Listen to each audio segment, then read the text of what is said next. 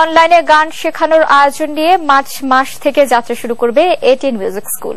দেশের প্রত্যন্ত অঞ্চল থেকে শুরু করে বহির্বিশ্বে বিভিন্ন দেশের সঙ্গীতের সুপ্ত প্রতিভার বিকাশ ঘটাতে এই স্কুল প্রতিষ্ঠার কথা জানালেন এটিএন স্কুল, এটিএন নিউজ এবং এটিএন বাংলা চেয়ারম্যান ড মাহফুজুর রহমান। রিপোর্ট করছেন মাহফুজা মুসলেহি। দেশে প্রথমবারের মতো অনলাইনে গান শেখানোর উদ্যোগ নিল এটিএন মিউজিক স্কুল।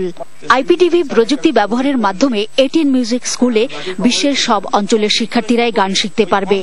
বাণিজ্য নয়, দেশের প্রত্যন্ত অঞ্চল সহ বাইরের দেশের সুপ্ত প্রতিভার বিকাশ ঘটাতেই স্কুলটির যাত্রা বললেন ATN music school, ATN news ও এটিএন বাংলার চেয়ারম্যান ড মাহফুজুর রহমান।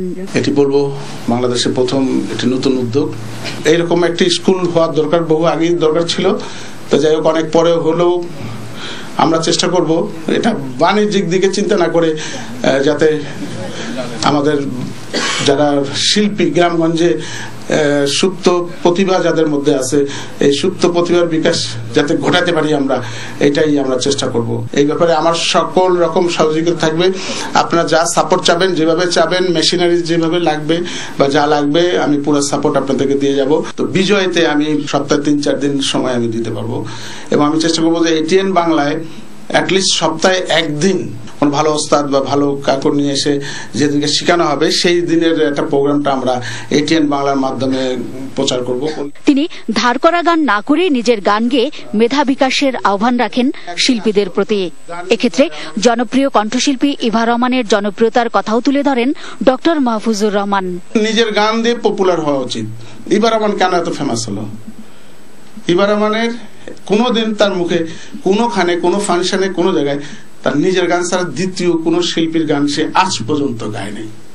এখন থেকে শুদ্ধ বাংলা গান প্রসারে এটিএন মিউজিক স্কুল গুরুত্বপূর্ণ ভূমিকা রাখবে বলে জানান স্কুলটির অধ্যক্ষ তিমির নন্দী। আমাদের শুদ্ধ সঙ্গীত প্রচার আর পরবর্তীতে ইন্টারন্যাশনালি আমাদের মিউজিককে প্রতিষ্ঠিত করার লক্ষ্যই হচ্ছে এটিএন মিউজিক স্কুল এবং আপনাদের সহযোগিতা আমাদের কাম্য। আর বিশ্ব সংস্কৃতির বাজারে এমন উদ্যোগ বাংলাদেশের সংস্কৃতিকে অনেক দূর এগিয়ে নিয়ে যাবে বললেন পিআইবির মহাপরিচালক। যে মিউজিক স্কুল শুধুমাত্র ব্যবসা নয়, তার আরো একটা জায়গা আছে যে কালচারাল প্রোডাকশনটাকে তৈরি করা, সেটা সারা পৃথিবীর মানুষের কাছে ছড়িয়ে দেওয়া এবং বৈশ্বিক যে কালচারাল মার্কেট তৈরি হয়েছে সেখানে আমাদের জায়গাটা করে নেওয়া।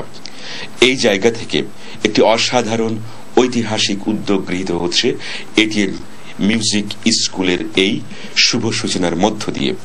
1 বছর মেয়াদী এই কোর্সে বাংলাদেশি শিক্ষার্থীদের জন্য 500 এবং বিদেশি শিক্ষার্থীদের জন্য কোর্স ফি ধরা হয়েছে মাত্র $20। Mahfuza Muslehi, ATN news, Dhaka. জগন্নাথ বিশ্ববিদ্যালয়